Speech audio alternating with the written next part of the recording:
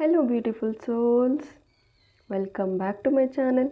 So friends, ಇವತ್ತಿನ ಒಂದು topic ನಿಮ್ಮ ಪರ್ಸನ್ ಅವರ ಕರೆಂಟ್ ಎನರ್ಜೀಸ್ ನಿಮಗೋಸ್ಕರ ಏನಿದೆ, ಅವ್ರು ಏನು ಹೇಳಬೇಕು ಅಂದ್ಕೊಳ್ತಾ ಇದ್ದಾರೆ, ಏನು ಫೀಲ್ ಮಾಡ್ತಾ ಇದ್ದಾರೆ ಅನ್ನೋದ್ರ ಬಗ್ಗೆ ಆಗಿರುತ್ತೆ.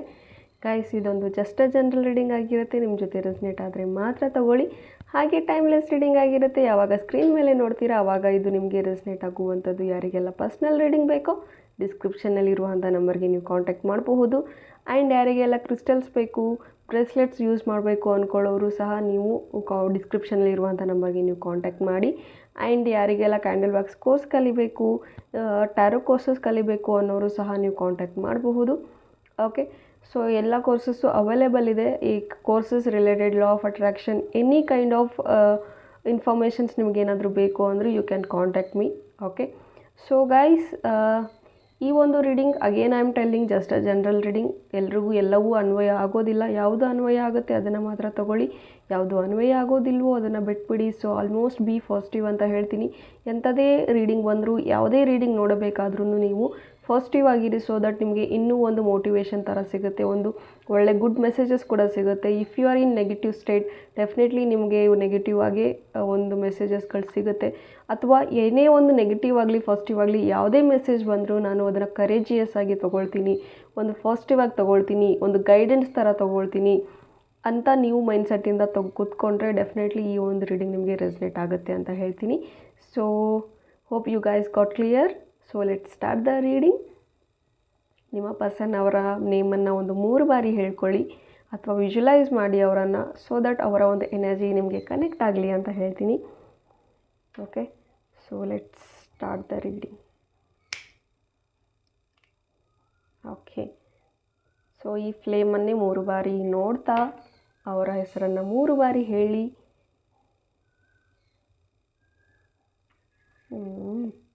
ಓಕೆ,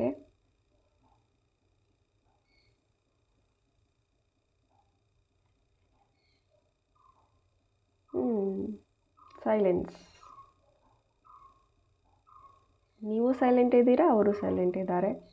ಕಮ್ಯುನಿಕೇಷನ್ ಇಲ್ಲ, ನೋ ಕಾಂಟ್ಯಾಕ್ಟಲ್ಲಿದ್ದೀರಾ ಅಂತ ಹೇಳಬಹುದು. ಬಹುಶಃ ಇಲ್ಲಿ ನೋ ಕಾಂಟ್ಯಾಕ್ಟ್ ಇರೋ ಕಾರಣ ಅವ್ರು ಮಾತಾಡಲಿ ಅಂತ ನೀವು ಮಾತಾಡಲಿ ಅಂತ ಅವರು, ಈ ರೀತಿ ಇದೆ. ಎಸ್, ಫೀಲಿಂಗ್ಸ್ ತುಂಬ ಇದೆ, ಪ್ರೀತಿ ತುಂಬ ಇದೆ, ಎಕ್ಸ್ಪ್ರೆಸ್ ಮಾಡ್ಕೊಳಕ್ಕಾಗ್ತಾ ಇಲ್ಲ. ಯಾವುದೋ ಒಂದು ಶಕ್ತಿ ಅಥವಾ ಯಾವುದೋ ಒಂದು ಪರ್ಸನ್ ಇವರನ್ನು ತಡೀತಿದ್ದಾರೆ ಅಂತ ಹೇಳಬಹುದು. ಅಗೇನ್ ಥರ್ಡ್ ಪಾರ್ಟಿ ಕಾಣಿಸ್ತಾ ಇದೆ. ನಿಮ್ಮನ್ನು ಬಿಟ್ಟು ಸಹ ಇವರ ತಲೆಯಲ್ಲಿ ಇನ್ನೊಬ್ಬರು ಸಹ ಇದ್ದಾರೆ, ಇನ್ನೊಬ್ಬರ ಬಗ್ಗೆ ಕೂಡ ಇವರ ಆಲೋಚನೆಗಳಿದೆ. ಬಹುಶಃ ಅದು ಫ್ಯಾಮಿಲಿಗೋಸ್ಕರ ಇರಬಹುದು. ವಿ ಲೆಟರ್ ಪ್ರೆಸೆನ್ಸ್ ಇದ್ದೀರಾ.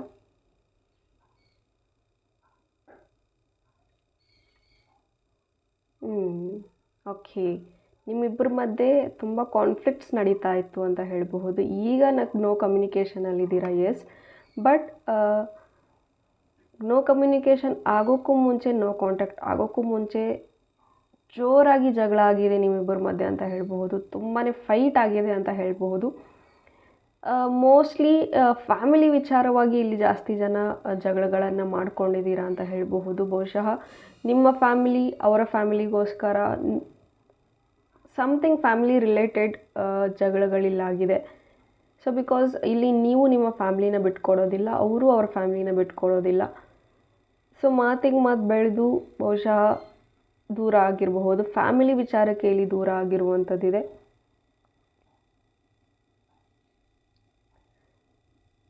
ಬಹುಶಃ ನಿಮ್ಮ ಜೊತೆ ಈ ಒಂದು ರಿಲೇಷನ್ಶಿಪ್ನ ಕಂಟಿನ್ಯೂ ಮಾಡೋದಕ್ಕೆ ನಿಮ್ಮ ಪಾರ್ಟ್ನರ್ಗೆ ಇಷ್ಟ ಇದೆ, ಬಟ್ ನಿಮ್ಮ ಪಾರ್ಟ್ನರ್ ಮನೆ ಕಡೆಯಿಂದ ಅಷ್ಟು ಇಷ್ಟ ಇಲ್ಲ ಇಲ್ಲಿ. ಸೊ ಅಪೋಸ್ ನಡೀತಾ ಇದೆ. ನಿಮ್ಮ ಪರ್ಸನ್ ಕನ್ವಿನ್ಸ್ ಮಾಡೋದಕ್ಕೆ ಟ್ರೈ ಮಾಡ್ತಾ ಇದ್ದಾರೆ ಅಬೌಟ್ ಯು.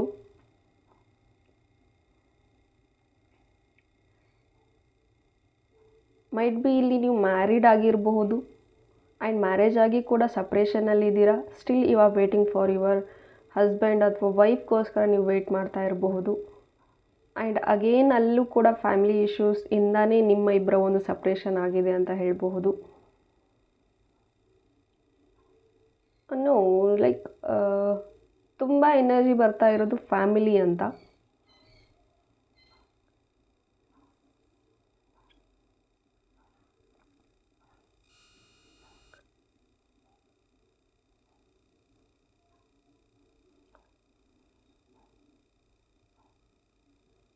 ಬಟ್ ಸ್ಟಿಲ್ ಈ ಪರ್ಸನ್ಗೆ ನಿಮ್ಮನ್ನು ಬಿಟ್ಕೊಡೋದಕ್ಕೆ ಮನಸ್ಸಿಲ್ಲ. ಎಷ್ಟೇ ಪ್ರಯತ್ನ ಆದರೂ, ಎಷ್ಟೇ ಕಷ್ಟ ಆದ್ರೂ ಐ ವಿಲ್ ಟ್ರೈ ಅಂತ ಅಂದ್ಕೊಳ್ತಾ ಇದ್ದಾರೆ. ನಮ್ಮ ಮನೆಯವ್ರನ್ನ ಒಪ್ಪಿಸ್ಬೇಕು ಅಂತ ಅಂದ್ಕೊಳ್ತಾ ಇದ್ದಾರೆ. ಮೈಟ್ ಬಿ ಇವ್ರು ನಿಮ್ಮನ್ನ ಬ್ಲಾಕ್ ಮಾಡಿರಬಹುದು, ಎಲ್ಲ ಕಡೆಯಿಂದನೂ ಬ್ಲಾಕ್ ಮಾಡಿದ್ದಾರೆ. ಬಟ್ ಸ್ಟಿಲ್ ಫೇಕ್ ಅಕೌಂಟಿಂದ ನಿಮ್ಮನ್ನ ಸ್ಪೈ ಮಾಡ್ತಾ ಇದ್ದಾರೆ ಅಂತ ಹೇಳ್ಬಹುದು. ಬೇರೆ ಒಂದು ಅಕೌಂಟಿಂದ ಇವ್ರು ನಿಮ್ಮನ್ನ ಫಾಲೋ ಮಾಡ್ತಾ ಇರಬಹುದು, ಅಥವಾ ಅವರ ಒಂದು ಫ್ರೆಂಡ್ ಅಕೌಂಟಿಂದ ನಿಮ್ಮನ್ನ ಸ್ಪೈ ಮಾಡ್ತಾ ಇರಬಹುದು. ಇನ್ಸ್ಟಾಗ್ರಾಮ್, ಫೇಸ್ಬುಕ್, ವಾಟ್ಸಪ್ ಈ ರೀತಿಯಲ್ಲಿ.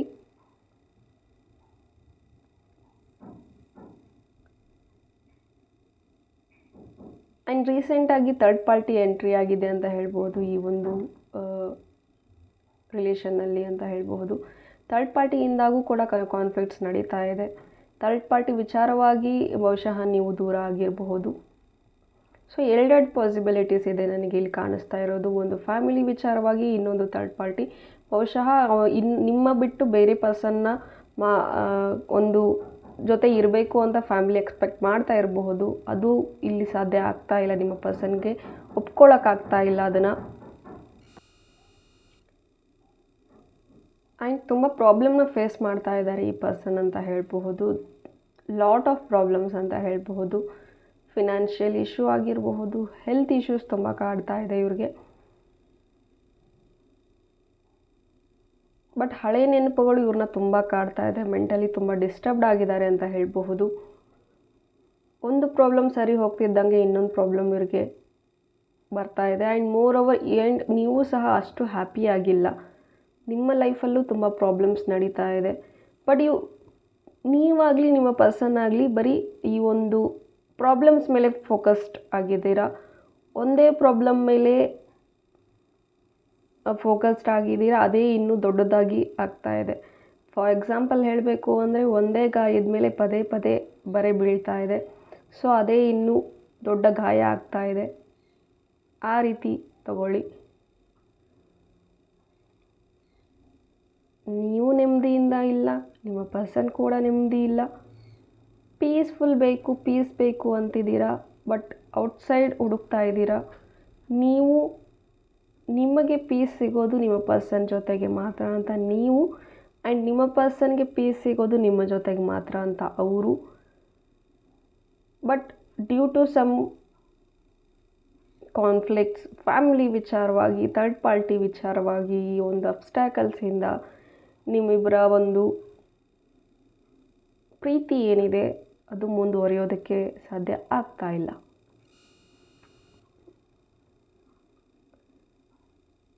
ಬಟ್ ಈ ಪರ್ಸನ್ ಈ ಪರ್ಸನ್ ತುಂಬ ಪ್ರೀತಿ ಮಾಡ್ತಾರೆ ನಿಮ್ಮನ್ನು. ಮನಸ್ಸಲ್ಲಿ ತುಂಬ ಆಳವಾಗಿರುವಂಥ ಫೀಲಿಂಗ್ಸ್ ನಿಮ್ಮ ಮೇಲೆ ಇದೆ ಅಂತ ಹೇಳ್ಬೋದು. ಹಗಲು ರಾತ್ರಿ ನಿಮ್ಮ ಬಗ್ಗೆ ಯೋಚನೆ ಮಾಡ್ತಿರ್ತಾರೆ.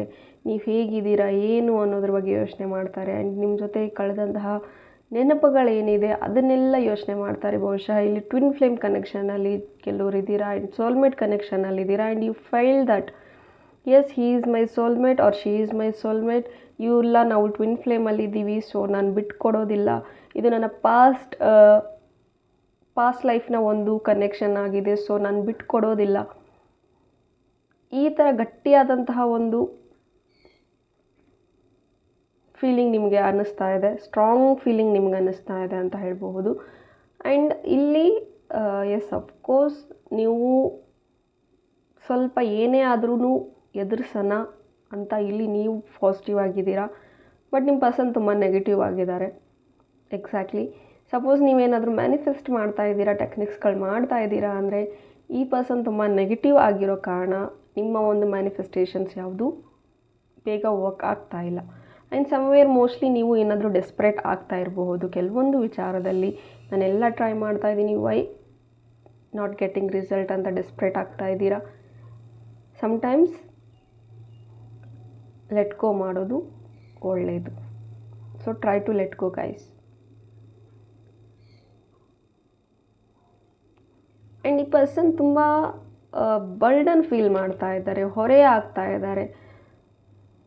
ದಟ್ ನಿಮಗೆ ಅವ್ರು ಹೊರೆ ಆಗಿದ್ದಾರೆ ಅಂತ ಫೀಲ್ ಮಾಡ್ತಾ ಇದ್ದಾರೆ. ಒಂದು, ಇವ್ರ ಫ್ಯಾಮಿಲಿಗೆ ನಾನು ಹೊರೆ ಆಗಿದ್ದೀನಿ ಅಂತ ಫೀಲ್ ಮಾಡ್ತಾ ಇದ್ದಾರೆ. ಎರಡು, ನಾನು ಈ ಲೈಫ್ನ ಎಂಡ್ ಮಾಡಿದರೆ ಎಲ್ಲದಕ್ಕೂ ಅಂತ್ಯ ಆಗುತ್ತೆ, ಎಲ್ಲರೂ ಚೆನ್ನಾಗಿರ್ತಾರೆ, ಈ ರೀತಿ ವಿಚಾರಗಳು ಈ ಪರ್ಸನ್ ಕಡೆಯಿಂದ ಬರ್ತಾ ಇದೆ.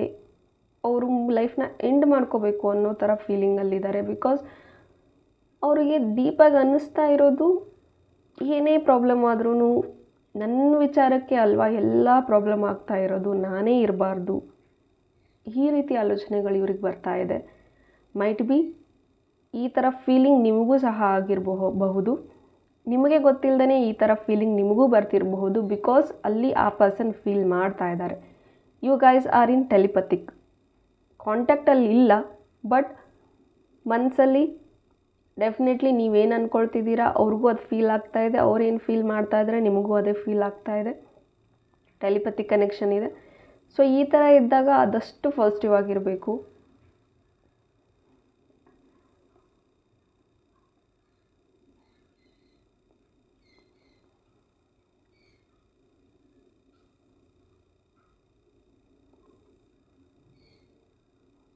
ಆ್ಯಂಡ್ ಹೀಲಿಂಗ್ ಅವಶ್ಯಕತೆ ಇದೆ. ಇನ್ನರ್ ವರ್ಕ್ ಮೇಲೆ ಫೋಕಸ್ ಮಾಡಬೇಕು ಈ ಪರ್ಸನ್ ಅಂತ ಹೇಳಬಹುದು. ಈ ಒಂದು ಪರ್ಸನ್ ಅವರ ಮನಸ್ಸು ಒಡೆದೋಗಿದೆ ಅಂತ ಹೇಳಬಹುದು. ಈ ಪ್ರೀತಿ ವಿಚಾರಗಳಲ್ಲೇ ತುಂಬಾ ನೋವು ಪಟ್ಕೊಂಡಿದ್ದಾರೆ ಅಂತ ಹೇಳಬಹುದು. ಬಹುಶಃ ಅವರಿಗೆ ನೀವು ಎರಡನೇ ಪ್ರೀತಿಯಾಗಿರಬಹುದು. ಮೊದಲನೇ ಪ್ರೀತಿನೂ ಸಹ ಫ್ಯಾಮಿಲಿ ವಿಚಾರವಾಗಿ ಅಥವಾ ಬೇರೆ ಒಂದು ಕಾರಣಗಳಿಗೋಸ್ಕರನೇ ಇವ್ರು ಬಿಟ್ಕೊಟ್ಟಿರುವಂಥದ್ದಿದೆ. ಬಟ್ ನಾವು ಈ ಪರ್ಸನ್ ನಿಮ್ಮನ್ನು ಬಿಟ್ಕೊಡೋದಕ್ಕೆ ರೆಡಿ ಇಲ್ಲ. ಆ್ಯಸ್ ನಾವು ಮೈಟ್ ಬಿ ಆ ಹಳೆ ಪ್ರೀತಿನೇ ಇಲ್ಲಿ ಥರ್ಡ್ ಪಾರ್ಟಿ ಆಗಿರಬಹುದು. ಬಿಟ್ಟು ಹೋಗಿರುವಂತಹ ಪರ್ಸನ್ ಏನಿದ್ದಾರೆ ಮತ್ತೆ ವಾಪಸ್ ಬಂದು ನನ್ನನ್ನು ಮತ್ತೆ ಎಕ್ಸೆಪ್ಟ್ ಮಾಡು ಅಂತ ನಿಮ್ಮ ಪರ್ಸನಿಗೆ ಕೇಳ್ತಿರಬಹುದು. ಸೊ ಆ ಒಂದು ಪರ್ಸನ್ ಇಲ್ಲಿ ಥರ್ಡ್ ಪಾರ್ಟಿ ಆಗಿರಬಹುದು. ಸೊ ಫಾದರ್ ಆ ಒಂದು ರೀಸನ್ಗೆ ಈ ಪರ್ಸನ್ ಕ್ವೈಟ್ ಕನ್ಫ್ಯೂಸ್ಡ್, ಲೈಕ್ ಹಳೆ ಪ್ರೀತಿನ ಹೊಸ ಪ್ರೀತಿನ ಅಂತ. ಬಟ್ ಕ್ಲಾರಿಟಿ ತಗೊಳ್ಳೇಬೇಕು ಈ ಪರ್ಸನ್. ಕ್ಲಾರಿಟಿ ಇಲ್ಲ ಅಂದರೆ ನಿಮಗೂ ಮೋಸ ಮಾಡ್ತಾರೆ, ಅವ್ರಿಗೂ ಅವ್ರು ಮೋಸ ಮಾಡ್ಕೊಳ್ತಾರೆ. But at the end of the day ಇವರು ಥಿಂಕ್ ಮಾಡೋದು ಒಂದೇ ಒಂದು, ನಾನು ನೋವಲ್ಲಿದ್ದಾಗ ನನ್ನ ಕೈ ಹಿಡ್ದಿರೋದು ನನ್ನ ಪ್ರೀತಿ ಅಂದರೆ ನೀವು. ಸೊ ನಿಮ್ಮನ್ನು ಯಾವುದೇ ಕಾರಣಕ್ಕೂ ಅವ್ರು ಬಿಟ್ಕೊಡೋದಕ್ಕೆ ರೆಡಿ ಇಲ್ಲ. ನಾನು ಅವ್ರ ಲೈಫಲ್ಲಿ ಇಲ್ಲ ಅಂದರೂ ಸಹ ಅವ್ರು ಆರಾಮಾಗಿರಬೇಕು, ಆ ಥರದ್ದು ಏನಾದರೂ ಒಂದು ಸೆಕ್ಯೂರ್ಡ್ ಲೈಫ್ ಜೀವನ ನಾನು ಅವ್ರಿಗೆ ಕೊಡಬೇಕು, ಈ ರೀತಿ ಯೋಚನೆಗಳು ಸಹ ಬರ್ತಾ ಇದೆ.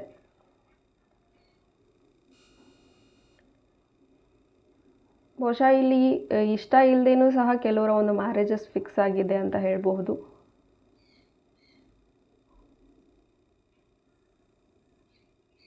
ಸಪೋಸ್ ಏನಾದರೂ ಮ್ಯಾರೇಜ್ ಫಿಕ್ಸ್ ಆಗಿರುವಂಥದ್ದು ಏನಾದರೂ ಇದ್ದರೆ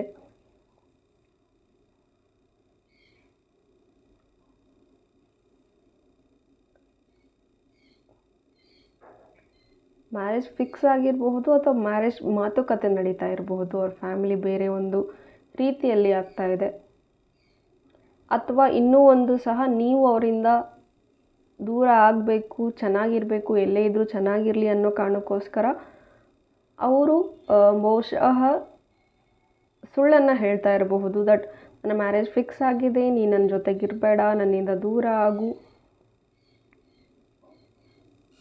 ಸೊ ಈ ರೀತಿ ಒಂದು ಪ್ರಿಟೆಂಡ್ ಮಾಡ್ತಾ ಇದ್ದಾರೆ, ನಾಟಕ ಮಾಡ್ತಾ ಇದ್ದಾರೆ ನಿಮ್ಮ ಜೊತೆಗೆ. ಬಿಕಾಸ್ ಅವರು ಫಿಕ್ಸ್ ಆಗಿಬಿಟ್ಟಿದ್ದಾರೆ ಮೈಂಡಲ್ಲಿ ದಟ್ ನನ್ನ ಲೈಫಲ್ಲಿ ಇನ್ನೇನು ಉಳಿದಿಲ್ಲ, ಅಟ್ಲೀಸ್ಟ್ ನನ್ನ ನೆನೆಸ್ಕೊಂಡು ನನ್ನ ಪಾರ್ಟ್ನರ್ ಹಿಂಸೆ ಪಡೋದು ಬೇಡ, ಅವರು ಅವ್ರ ಲೈಫ್ನ ನೋಡ್ಕೊಳ್ಳಿ ಅಂತ ಇವ್ರು ಫೀಲ್ ಮಾಡ್ತಾ ಇದ್ದಾರೆ.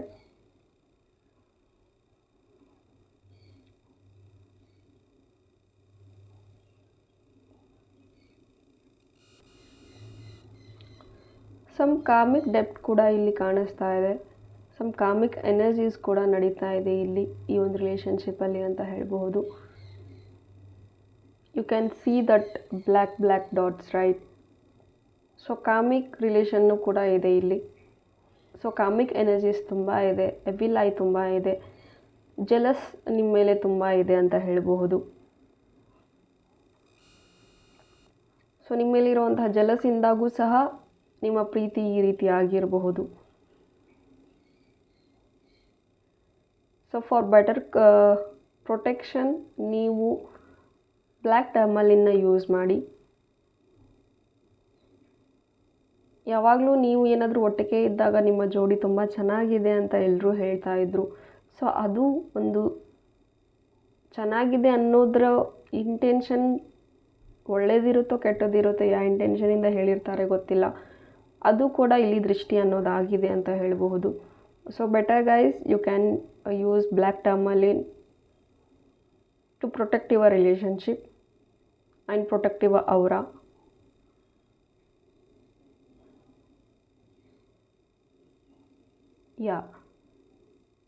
ಸೊ ಪಾಸ್ಟ್ ಕಾಮಿಕ್ ಎನರ್ಜೀಸ್ ಖಂಡಿತ ಇದೆ, ಅದಕ್ಕೋಸ್ಕರ ಇಲ್ಲಿ ಈ ಒಂದು ಸಪ್ರೇಷನ್ ಇದೆ. ಅಗೇನ್ ಟ್ವಿನ್ ಫ್ಲೇಮ್ ಇರೋದ್ರಿಂದ separation it happens because chasing also there. ಒಂದು ಸತಿ ನೀವು ಬಿಟ್ಟು ಹೋದರೆ ಅವ್ರು ಇರ್ತಾರೆ, ಅವ್ರು ಚೇಸ್ ಇರ್ತಾರೆ, ಇಲ್ಲ ಅವ್ರು ಬಿಟ್ಟು ಹೋದರೆ ನೀವು ಚೇಸಿಂಗ್, ಈ ಥರ ಆಗ್ತಾನೇ ಇರುತ್ತೆ.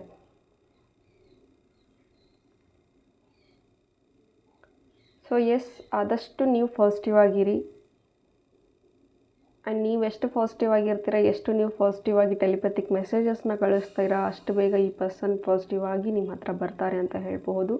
ಬಟ್ ಯಾವಾಗಲೂ ಒಂದು ನೆನ್ಪಿಟ್ಕೊಳ್ಳಿ, ಯಾವುದೇ ಒಂದು ಹಂತದಲ್ಲೂ ಏನೇ ಒಂದು ಸಿಚುವೇಶನ್ ಬಂದ್ರೂ ಸಹ ನೀವು ಪಾಸಿಟಿವ್ ಆಗಿರಬೇಕು. ದೇವ್ರು ನಿಮ್ಮ ಜೊತೆಗಿದ್ದಾರೆ ಅಂತ ಭಾವಿಸ್ಬೇಕು. ಯೂನಿವರ್ಸ್ ಕೊಡೋದನ್ನು ಯಾವತ್ತೂ ಬಿಡೋಲ್ಲ. ಕೊಡೋದಕ್ಕೆ ಡಿಲೇ ಆಗಬಹುದು ಬಿಟ್ಟರೆ, ನಿಮಗೆ ಸರಿಯಾದಂತಹ ಟೈಮಲ್ಲಿ ಅದನ್ನು ನೀವು ಸಂಭಾಳಿಸ್ತೀರಾ ಅನ್ನೋ ಒಂದು ಕೆಪಬಿಲಿಟಿ ನಿಮಗೆ ಬಂದಾಗ, ಅದು ಯೂನಿವರ್ಸಿಗೆ ಗೊತ್ತಾದಾಗ ಡೆಫಿನೆಟ್ಲಿ ಅವ್ರು ನಿಮಗೆ ಕೊಡ್ತಾರೆ. ಸೊ ಟೈಮ್ನ ಟ್ರಸ್ಟ್ ಮಾಡಿ. ಟೈಮ್ ಎಲ್ರಿಗೂ ಒಂದು ಪಾಠ ಕಲಿಸುತ್ತೆ. ಈಗ ನಿಮಗೆ ಗೊತ್ತಿಲ್ಲದೆ ಇರೋರು, ನಿಮಗಾಗದೇ ಇರೋರು ನಿಮ್ಮ ರಿಲೇಷನ್ಶಿಪ್ಪಲ್ಲಿ ಏನಾದರೂ ತೊಂದರೆ ಮಾಡ್ತಾಯಿದ್ರು ಸಹ ಅವ್ರಿಗೆ ಒಂದು ಪಾಯಿಂಟಲ್ಲಿ ಅವರ ಒಂದು ಕರ್ಮ ಅವ್ರಿಗೆ ರಿವರ್ಸ್ ಆಗೇ ಆಗುತ್ತೆ. So be honest with you, be positive with you. So ನಿಮಗೋಸ್ಕರ ನೀವಿರಿ. ಸೊ ಹೋಪ್ ಈ ರೀಡಿಂಗ್ ನಿಮಗೆ ಇಷ್ಟ ಆಗಿದೆ ಅಂತ ಭಾವಿಸ್ತೀನಿ. ಇಷ್ಟ ಆಗಿದ್ದರೆ ಕಮೆಂಟಲ್ಲಿ ತಿಳಿಸಿ. And again I am telling, send some love vibrations, healing vibrations to your partner, so that ಅವರು ಸಹ ಹೀಲ್ ಆಗ್ತಾರೆ, ಸೊ ದಟ್ ವಾಪಸ್ ಬರೋದಕ್ಕೆ ಚಾನ್ಸಸ್ ಕೂಡ ಇರುತ್ತೆ ಅಂತ ಹೇಳಬಹುದು. Thank you. God bless you all.